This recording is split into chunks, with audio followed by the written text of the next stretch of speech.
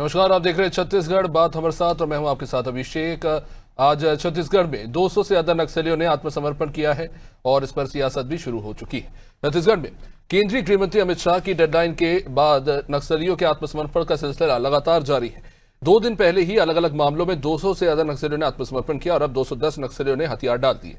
2023 में छत्तीसगढ़ में भाजपा सरकार बनने के बाद से लेकर अब तक 2100 नक्सलियों ने टोटल सरेंडर किया है।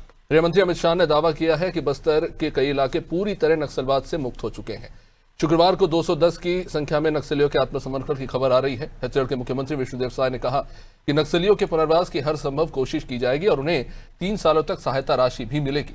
उधर नक्सलियों के आत्मसमर्पण को कांग्रेस के प्रदेश अध्यक्ष दीपक बैज ने इवेंट बताते हुए कहा कि कांग्रेस सरकार के समय नक्सलवाद 35% कम हुआ था। ये बात खुद केंद्र सरकार ने स्वीकार की है। दीपक बैज का कहना है कि कांग्रेस के रहते नक्सलवाद 40 वर्ग किलोमीटर के क्षेत्र में सिमट गया। अब भाजपा सरकार ये दिखावा कर रही है, तो क्या इतनी बड़ी तादाद में नक्सलियों का आत्मसमर्पण करना एक दिखावा है? और आत्मसमर्पण करने वाले युवाओं की जानकारी क्यों मांग रही है कांग्रेस? सवाल करेंगे उनसे, लेकिन उससे पहले बयानों पर एक नजर। आज छत्तीसगढ़ ही नहीं, देश के लिए आज के इस दिन को ऐतिहासिक दिन कह सकते हैं।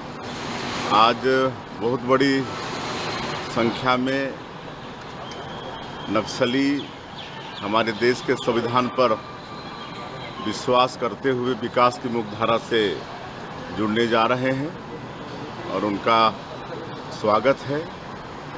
सरकार उनके लिए पुनर्वास के लिए और मतलब जो विकास की मुख्यधारा से जुड़ते हैं उनके लिए बहुत कुछ अच्छा सोची है। उनको अच्छा पुनर्वास भी देंगे, उनका स्किलिंग भी कराएंगे, रोजगार से जोड़ने का काम भी होगा, ये सब करेंगे। देखिए, अगर कुछ ओरिजिनल नस्ली अगर समर्पण कर रहे हैं तो निश्चित रूप से ये अच्छा है, लेकिन क्या इसके आड़ में पूरे के पूरे ही ओरिजिनल नक्सली हैं क्या? ये सबसे बड़ा सवाल, क्योंकि 2000 से अधिक नक्सलियों का समर्पण इस सरकार बता रही है। तो क्या 2000 नक्सली समर्पण जो किए सरकार का आंकड़ा दावा है, क्या 2000 के 2000 पूरे नक्सली ओरिजिनल नक्सली हैं क्या? क्या पूरे 2000 हथियार लेकर समर्पण किए हैं क्या? 2000 लोगों का प्रोफाइल क्या है, कितने केसों में थे? इस सरकार को सार्वजनिक करना चाहिए। कहाँ किए गृह मंत्री जी बताते सार्वजनिक?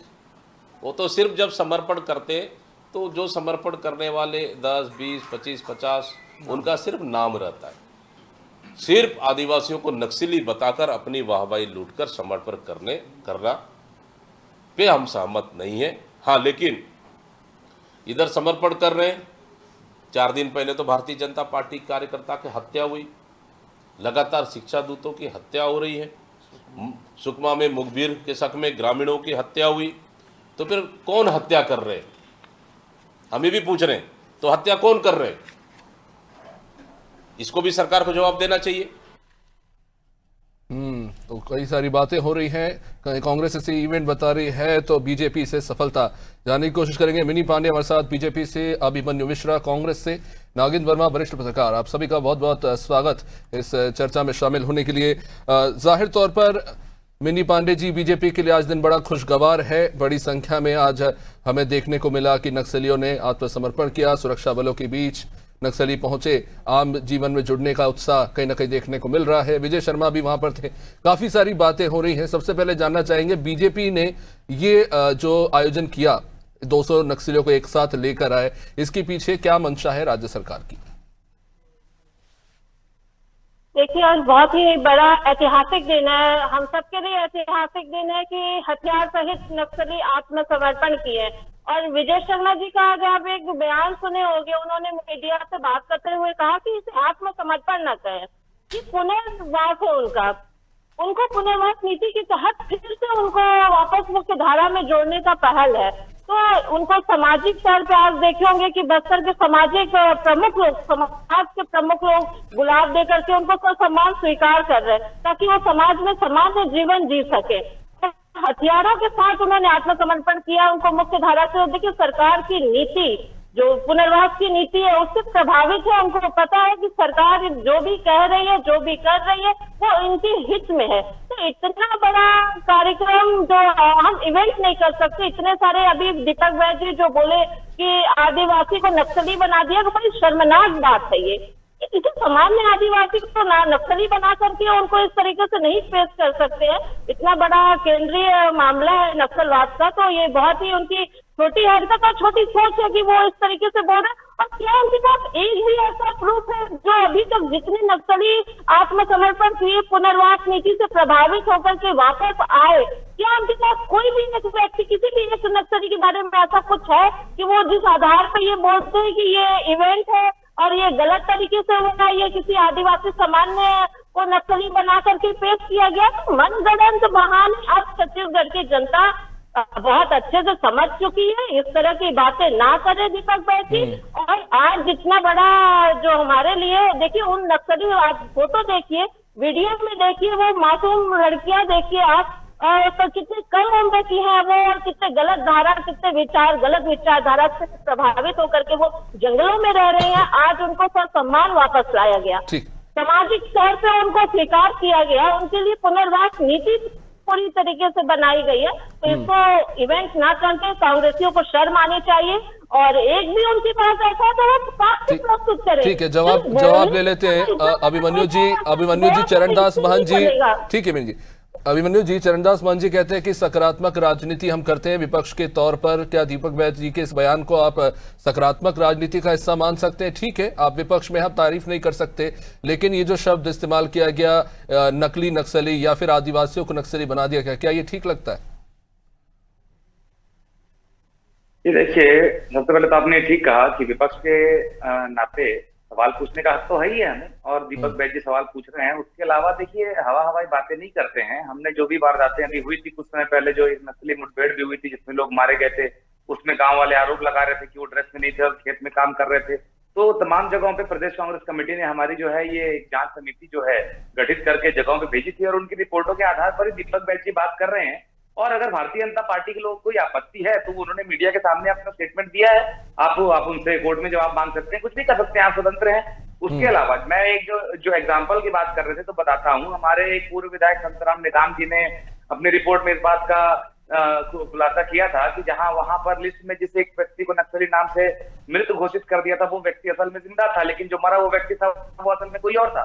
तो ये बात का खुलासा हमारी जांच रिपोर्ट में हुआ था। उसके अलावा जो पिछली बार 27 नक्सली जो आत्मसमर्पण किए थे, उसमें हमने जब जांच रिपोर्ट एक बनाई थी, उसमें पाया गया था, वहां के अधिकारी ने बताया था कि उसमें से 15 ऐसे हैं जिन पर कोई पूर्व के आपराधिक किसी तरह के मामले नहीं चल रहे हैं। तो इस वजह से दीपक बैज जी ने जो पूछा है कि जो सरेंडर कर रहे हैं, केवल नाम लिख दिया आप लोगों ने, उससे नहीं होगा। उनकी जो नक्सल गतिविधि भी आपको बतानी चाहिए कि किस किस गतिविधियों में ये संलिप्त थे। देखिए, बड़े जो लीडर्स होते हैं उनके बारे में तो पता होता है, सबको पता होता है कौन कौन सी बड़ी बड़ी गतिविधियों में संलिप्त है, लेकिन जो ये नंबर बढ़ाए जाते हैं, ये भी सुनने में आ रहा है कि महीने 2-2 महीने से लोगों को बैठा कर रखा गया वहां पर सरेंडर के नंबर जब इकट्ठा हो जाए, 200 हो जाए, 200 पार हो जाएंगे, इतिहास का सबसे ज्यादा बड़ा सरेंडर बताया जा सके, तो ये सब किया जा रहा है। इवेंट इस वजह से कहा जा रहा है। तो बाकी जो वहां का सेना है, बल है, उनके शौर्य पे, उनकी कामयाबी पे कहीं से कहीं तक कोई शक नहीं है, लेकिन जो उसको इवेंट की तरह पेश कर रही है भारतीय जनता पार्टी, उस पर जो है दीपक बैज जी ने अभिमन्यु जी, सरेंडर तो 61 नक्सलियों ने महाराष्ट्र में भी किया था, वहां पर भी देवेंद्र फडणवीस मंच पे पहुंचे थे और उनका स्वागत किया गया था। अब महाराष्ट्र में नक्सलवाद इतना बड़ा मुद्दा नहीं है जितना छत्तीसगढ़ में है, लेकिन इवेंट तो दोनों ही राज्यों में हुआ जी। देखिए, मुझे ऐसा लगता है कि छत्तीसगढ़ और महाराष्ट्र क्या पूरे देश भर के लिए एक आंतरिक समस्या है, आंतरिक सुरक्षा के लिए बहुत बड़ा समस्या है नक्सलवाद। और बिल्कुल जो छत्तीसगढ़ भी जो नक्सलवाद, मेरा कहने का आशय ये है कि छत्तीसगढ़ में नक्सलवाद एक बड़ा राजनीतिक मुद्दा भी है जिसका राजनीतिक लाभ लेने की कोशिश होती है। क्या ये बात चुभ रही है? देखिए, राजनीतिक लाभ की बात नहीं है। राजनीतिक लाभ अब जो पार्टी लेना चाहेगी उसके लिए तरह तरह की कोशिशें वो करती रहती है। हमारा जो मत है, हमारा मत वहां के लोगों के साथ है कि जो कोई ऐसा है व्यक्ति कि जो उसमें संलिप्त नहीं है, जबरदस्ती कोई वहां का एक भोला भाला आदिवासी किसी भी चीज में नहीं घुसाना चाहिए। हमारी पार्टी की यही सोच है। देखिए, नक्सलवाद के बारे में तो काम बहुत सारे हुए हैं। अभी अबूझमाड़ की बहुत बातें हो रही हैं, तो अबूझमाड़ का सबसे पहला जो है राजस्व सर्वे करवाने का काम हमारी सरकार ने किया। उसके पहले तक तो वहां राजस्व सर्वे तक ही नहीं हुआ था। कहा जाता था कि मुगल समय में सर्वे हुआ था, अंग्रेजों के समय भी सर्वे वहां पर नहीं हो पाया था। तो आज उस अबूझमाड़ में उसको बता रहे हैं कि वो नक्सल मुक्त हो चुका है। अब हमारे समय में और भी 1-2 आंकड़े आपको दूं तो नक्सल वारदातों में 54% की कमी आई, शहादतों में 78% की कमी आई। तो काम तो देखिए सब सरकारों ने किया। मैंने पहले भी अपनी कई डिबेट में आपसे ये बात बताई है कि ऐसा नहीं है कि रमन सिंह जी ने काम नहीं किया था अपनी सरकार में, या उसके पहले जोगी जी की सरकार ने काम नहीं किया था, या भूपेश जी की सरकार ने काम नहीं किया था। आज की सरकार काम कर रही है, लेकिन इस सब मामले में कोई भी जो है वहां का निर्दोष आदिवासी न पिसे, यही कांग्रेस पार्टी और जो दीपक बैज जी कह रहे हैं उनका यही आशय है। जी नागेंद्र वर्मा जी, देखिए इस बात से तो इनकार नहीं कर सकते कि बड़ी संख्या में नक्सली आम जीवन में जुड़ रहे हैं। ये संख्या जो है निकलकर सामने आ रही है, लेकिन जब 200, 210, 218 इस तरह के नंबर्स आने लगे तो क्या कांग्रेस के उस दावे से इनकार किया जा सकता है कि ठीक है नक्सली जुड़ तो रहे हैं आम जीवन से, लेकिन कहीं ना कहीं इसको भी एक इवेंट बनाकर इसे राजनीतिक तौर पे भुनाने की कोशिश हो रही है? इसको इस दृष्टिकोण से नहीं देखना चाहिए। जो बस्तर जाते हैं, जो बस्तर से ताल्लुक रखते हैं, वो जानते हैं कि बस्तर के हालात कैसे हैं। जब तक के वहां नक्सल उपद्रव बहुत ज्यादा था, उनका आतंक बहुत ज्यादा था, लोगों को बहुत दिक्कतें होती थी, विकास एक तरीके से अवरुद्ध हो चुका था। ऐसी परिस्थिति में आज इस तरीके के सवाल, जब वो नक्सल मुक्त होने की दिशा में तो आगे बढ़ रहा है। अब आप संख्या की बात करते हैं, एक हार्डकोर बड़ा नक्सली कमांडर आत्मसमर्पण करता है तो स्वाभाविक रूप से उसके साथ उसके जितने भी सहयोगी होंगे, कोई जरूरी नहीं है कि वो सारे के सारे किसी बहुत बड़ी हिंसा, उन्होंने गोली चलाई होगी या किसी की हत्या करी होगी, लेकिन क्योंकि वो उसके साथ हैं इसलिए वो नक्सलवाद से प्रभावित तो नहीं है। वो विचार पंथ को तो वो मानते हैं, तब तो वो उसके साथ है। तो अगर वो उनके कमांडर आत्मसमर्पण कर रहे हैं और उन लोगों ने जो उन पे विश्वास रखते थे वो उनके साथ आ रहे हैं और पुनर्वास नीति का फायदा उठा रहे हैं, जो कि मैं समझता हूँ कि बस्तर के हित में ही है। वहाँ के आदिवासी जो विकास से काफी दूर थे, उनके पास रोजगार नहीं था। आखिर वो रोजगार नहीं था, उनके गांव में विकास नहीं था, बेसिक सारी चीजों से वो एक तरीके से कहिए वंचित थे, इसलिए तो वो नक्सल की तरफ के थे, इसलिए तो माओवादी थे। तो कहीं ना कहीं अगर वो इस तरीके से आ रहे हैं, और सरकार ने तो साफ साफ कहा था हम जब नक्सली आत्मसमर्पण करने आएंगे तो हम उनका रेड कारपेट बिछा के स्वागत करेंगे। तो ये एक तरीके से मैं इसे इवेंट नहीं मानता। तो नागेंद्र जी, मैं इसे थोड़ा दूसरी तरह से पूछता हूं, क्योंकि पॉलिटिशियंस के बारे में ये कहा जाता है कि everything is politics and there is politics in everything. तो ये जो मामला है, देखिए कांग्रेस की सरकार में भी आत्मसमर्पण बड़ी संख्या में नक्सली करते थे, लेकिन इस तरह के इवेंट्स, क्योंकि हम अभी भी देखते हैं, ऐसा नहीं है कि समर्पण करते हैं, उन्हें पुनर्वास नीति दी जाती है, राशि दी जाती है और उन्हें ठहराया जाता है। लेकिन अब ये चीजें थोड़ी बदलती हुई नजर आ रही है, मंच सजाए जा रहे हैं, उन्हें बुलाया जा रहा है। ये जो चीजें हो रही है, क्या एक पॉलिटिकल मैसेजिंग की कोशिश हो रही है, पॉलिटिकल सोशल, जो आप कहना चाहें, एक मैसेजिंग देने की कोशिश हो रही है? बिल्कुल अभिषेक जी, इसको बहुत सरल शब्दों में समझा जा सकता है। जब एक बड़ी बीमारी को, घातक बीमारी का इलाज पूरी तरीके से किया जा रहा है और वो अंतिम चरण में है। आपको याद होगा संयुक्त मध्य प्रदेश में भिंड और ग्वालियर क्षेत्र, चंबल के क्षेत्र में जो डकैत थे काफी सक्रिय थे। जब उन्होंने हथियार डाला उस समय भी इस तरीके के इवेंट्स होते थे, वो भी बकायदा मुख्यमंत्री के सामने हथियार डालते थे और उनको भी पुनर्वास किया जाता था, और उनमें से बहुत से लोग तो बाद में राजनीति में भी आए, आप ये अच्छे से जानते हैं। तो हम जब इस तरीके की बात कर रहे हैं, एक बहुत बड़ी समस्या का समापन होने जा रहा है। अभी तक आत्मसमर्पण होता था, निसंदेह होता था, लेकिन उसके लिए कोई डेडलाइन फिक्स नहीं की गई थी, उसके लिए ऐसा कुछ नहीं कहा गया था। इसमें तो एक बात कह दी गई, आपका स्वागत है, आ जाइए, आपके लिए पुनर्वास नीति है, वो आप उसमें आ सकते हैं, या फिर आप जंगल में मुठभेड़ के लिए तैयार रहिए। तो वो दोनों के बीच ये जो चीजें हो रही है, इसको समझना पड़ेगा। इसमें राजनीति का कुछ भी नहीं है।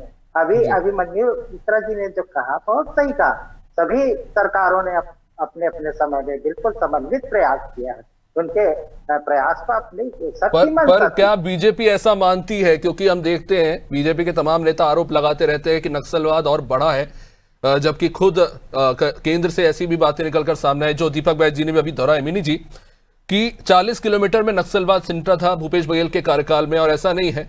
1900 के लगभग नक्सलवादियों ने अलग अलग समय में सरेंडर किया है, जो कुल संख्या अप्रोक्सीमेटली 1900 है। तो तब तो इस तरह से आयोजन नहीं किए गए थे। उन्होंने कहा कि 40 किलोमीटर सिमट गया। अभी केंद्र कह रहा है, केंद्र की तरफ से आंकड़े आए कि 40 किलोमीटर में नक्सलवाद सिमट गया। तो क्या ये जो आयोजन करके पूरा श्रेय बीजेपी लेना चाह रही है? क्या इस बात को एक्नॉलेज नहीं किया जाना चाहिए कि ये कलेक्टिव जो वर्क है उसका नतीजा है, जिसका नतीजा हमें आज देखने को मिल रहा है? देखिए 2017 तक बीजापुर, सुकमा जैसे जगहों पर, बॉर्डर पर हमारे 22 जवान शहीद हुए थे नक्सली मुठभेड़ में। 2017 की बता रही है। 2018 में बीजापुर में ही आपका ये बस्तर में, सुकमा जिला में 2018 में सुकमा जिला में कितने हमारे जवान शहीद हुए थे। तो ये इस तरह की बातें ठीक है, उस समय उस तत्कालीन सरकार के प्रयास हुआ होगा, उस समय उनके द्वारा जो भी प्रयास हुआ होगा। पर ये कहना कि पूरे समझ गए थे, नक्सली गतिविधि कम हो गई थी, नक्सली बड़े पैमाने पे आत्म समर्पण कर रहे थे, ये बिल्कुल ही गलत है। 17 की घटना बता रही हूँ मैं। 22 जवान हमारे पूरे कांग्रेस शासनकाल में, आप देखिए सिर्फ हमारे जवानों की शहादत होती थी नक्सली हमले में। कभी आप कोई बड़े आशा बताइए जहाँ नक्सलियों ने नहीं जी, 18 के बाद तो कांग्रेस का कार्यकाल शुरू हुआ था। मेरा सवाल ये कि बार बार ये इस बात को दोहराया जाता है कि बीजेपी की डबल इंजन की सरकार के कारण आज नक्सलवाद खत्म हो रहा है। तो 14 से लेकर 18 तक क्या डबल इंजन नहीं था रमन सरकार में? तब इस डबल इंजन की बात क्यों नहीं हुई? मैं बता रही हूँ आपको जी। 2021 तक तो सुकमा में आपके 22 जवान हमारे शहीद हुए हैं। तो फिर ये कहाँ से ये बोल सकते हैं कि इतना पीछे नक्सली चले गए? और देखिए उस समय की नहीं, अब की जो भाजपा की 5 साल में, अभी जो 2 साल की इनकी जो सरकार की पुनर्वास नीति है उसके तहत जो नक्सली प्रभावित हो रहे हैं। अभी वरिष्ठ पत्रकार जी ने भी कहा कि बड़े बड़े कमांडर जब हथियार सहित आत्मसमर्पण कर दे रहे हैं तो उनके साथ उनके गिरोह की जितनी और है वो सब उनके साथ वापस आ रहे हैं। इसको इवेंट कैसे कहा जा सकता है कि ये इवेंट हो रहा है? मिनी जी, ये जो हार्डकोर नक्सली है, मिनी जी, ये जो हार्डकोर नक्सली है, ये राजनीतिक दल देख के तो सरेंडर कर नहीं रहे हैं। देखिए राजनीतिक दल नहीं, देखिए अब अभी आपने कहा ना कि हर सरकार प्रयास करती थी कि नक्सलवाद खत्म हो। अभी की सरकार जो नक्सलियों के लिए नीति लेकर के आई है उसमें नक्सलवाद का भरोसा है, नक्सलियों का भरोसा है कि हम अब अगर मुख्य धारा से जुड़ेंगे तो हमको समाज में सम्मान मिलेगा। आज इतना बड़ा मंच पे नक्सली हथियार सहित आत्मसमर्पण कर रहे हैं तो वो उनके इवेंट नहीं है, उनका तो सम्मान मुख्य धारा में वापस किया जा रहा है। उनको समाज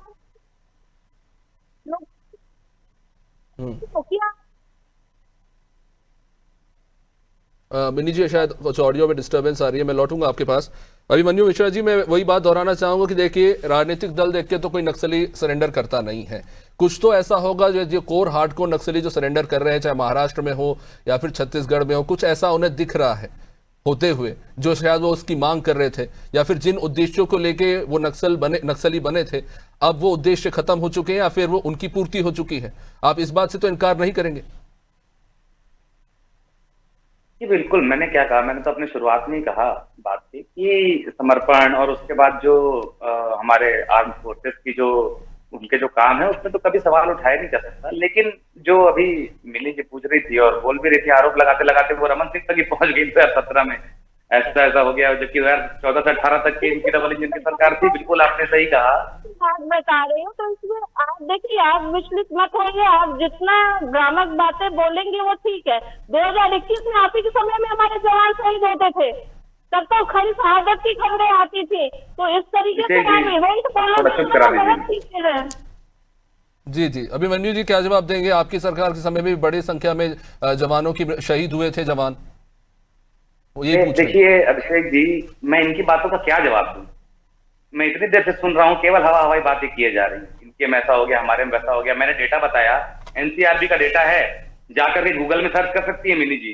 54% की कमी जो है नक्सली घटनाओं में और 78% की कमी जो है शहादत में हमारी सरकार के समय पे आई थी। और ये मैं रिपोर्ट की बात कर रहा हूं, एनसीआरबी की रिपोर्ट का डेटा है ये मेरा कोई अपना मनगढ़ंत डेटा नहीं है। अरे तो वही बात है, भारतीय जनता पार्टी के पास कुछ, अब देखिए ना उनकी बातों से लग रहा है वो इतनी हतोत्साहित है कि इनका श्रेय हमको मिल जाए, इसका श्रेय हमको मिल जाए। वो तो रमन सिंह जी तक को श्रेय देना नहीं चाह रही हो, तो फिर विष्णु साय और विजय शर्मा जी जो है, बस दो ही लोगों ने खत्म कर दिया नक्सलवाद। इस प्रकार की बातें, मतलब आप लोग मान जाओ, कैसे भी करके आप मान जाओ, नहीं तो हम चिल्लाएंगे चीखेंगे। देखो अभी तक कुछ ना कुछ बोले ही रही हो। ऑडियो रिसीव नहीं हो रहा। मिनी जी आपका कुछ इशू आ रहा है, मैं बोलता हूँ ठीक है, लेकिन जब तक नागेंद्र जी देखिए राजनीतिक दल एक दूसरे पर जी क्या है, आरोप लगाते लगाते ये लोग अपने तक पहुंच जाते हैं और बात को समझ नहीं पाते हैं। मैंने आंकड़ा देके बताया, लेकिन वो तो मानेंगी नहीं। तो क्या है, बात वही है कि सबने काम किया है, आज इवेंट की तरह हो रहा है। इस बारे में बात भी की नागेंद्र जी ने, आप भी समझते हैं, पहले भी ये जो होते थे सरेंडर और जो ये डेडलाइन है, बहुत अच्छी बात है, एक माइंड गेम बहुत अच्छा खेला है अगर नक्सलियों के साथ देखा जाए तो। लेकिन विचारों की बात है, उसके बाद भी लड़ाई जारी तो रहेगी, मुझे ऐसा लगता है। नागेंद्र जी देखिए, राजनीतिक दल तो एक दूसरे पर आरोप लगाते रहेंगे, सवाल उठाते रहेंगे, राजनीति का हिस्सा है, लेकिन जाहिर तौर पर नक्सली जो समर्पण कर रहे हैं उनको तो नीति और नियत पर शक नहीं होगा, तभी उन्होंने हथियार डाले हैं। मैं इस पे आना चाहूंगा, लेकिन ये बात भी सही है जिसको लेकर कहीं ना कहीं सवाल उठ रहे हैं कि दीपक बैज जी भी कह रहे, अभिमन्यु जी ने भी कहा कि उन्हें बैठा के रखा गया कि मंच सजाया जाएगा, उसके बाद सबको सामने लाएंगे। इसे किस तरह से देखते हैं आप इस बयान को? नहीं, ये तो देखिए स्वाभाविक रूप से उन्होंने जब अनुकूल वातावरण देखा, परिस्थितियां देखी, तब जाकर आत्मसमर्पण किया। और आपने तो एक इशारा कर ही दिया था ना कि अब नक्सलवाद इसलिए खत्म हो रहा है क्योंकि कहीं ना कहीं प्रदेश में नक्सलियों के लिए वो वातावरण रह नहीं जा रहा है जिसके लिए वो जमे हुए। विकास स्वयं और धीरे धीरे वहां पहुंच रहा है, संचार तंत्र पुख्ता होता चला जा रहा है, गांव गांव में बेसिक चीजें पहुंच रही है, लोग युवाओं को अच्छी शिक्षा मिल रही है, वो शहर की तरफ आ रहे हैं। तो उनके पास तो अब आगे चल के मैन पावर भी नहीं रहना है नक्सलियों के पास, उनकी सारी पाइपलाइनें जो है वो कटती चली जा रही हैं, तो एक तरीके से अनसिक्योर्ड हो रहे हैं। और सिर्फ ये छत्तीसगढ़ की बात नहीं है, दूसरे स्टेट जो आजू बाजू में लगे हुए हैं उन्होंने भी अपने आप भारी कसावट कर दी है, तो अब वो गुंजाइश नहीं देगी। और इसके चलते और पुनर्वास नीति की बात हम इस पे फिर मैं जोड़ दूंगा कि उन्होंने जब अनुकूल वातावरण पाया कि आप आज अब नहीं किया तो फिर मुश्किल है, ये वाली बात उनके पास अब चॉइस नहीं रह जा रहा है। और स्वाभाविक रूप से जब वो देख रहे हैं, अब उसमें भी देखिएगा ना कि जहाँ नक्सली जो हार्डकोर है उनको लगता है कि वो तेलंगाना में ज्यादा उनको सुरक्षा मिल पाएगी या वहाँ आत्मसमर्पण करेंगे तो उनके केसेस जो है उस पर ढिलाई बढ़ती जाएगी, तो वो वहां जाके कर रहे हैं। कोई महाराष्ट्र बॉर्डर में जाके, गढ़चिरौली में जाके कर रहा है, कोई छत्तीसगढ़ में। तो ये स्वाभाविक रूप से इसका असर जो है वो आप उनके आत्मसमर्पण करने के पैटर्न में भी देख सकते हैं। और जो बीच में जो कम्युनिकेशन है, जो तंत्र है, जो उनको इस चीज के लिए प्रस्ताव भेज रहा है, कहीं ना कहीं से संवाद तो बना हुआ है। जी चलिए, मैं इसे एक पॉजिटिव नोट पर खत्म करना चाहूंगा कि देखिए अच्छी खबर कांग्रेस और बीजेपी दोनों के लिए है, क्योंकि दोनों ही सरकारें नक्सलवाद से जूझती रही है। बहुत बहुत शुक्रिया आप सभी का इस चर्चा में जुड़ने के लिए। तो देखिए नक्सली हथियार डाल रहे हैं, छत्तीसगढ़ से बड़ी अच्छी तस्वीर जो है निकलकर सामने आ रही है। राजनीति अपनी जगह है, लेकिन जब जब कुछ सकारात्मक होता है जाहिर तौर पर उसकी तारीफ होनी चाहिए। देखते रहिए अनाज़ टीवी। नमस्कार।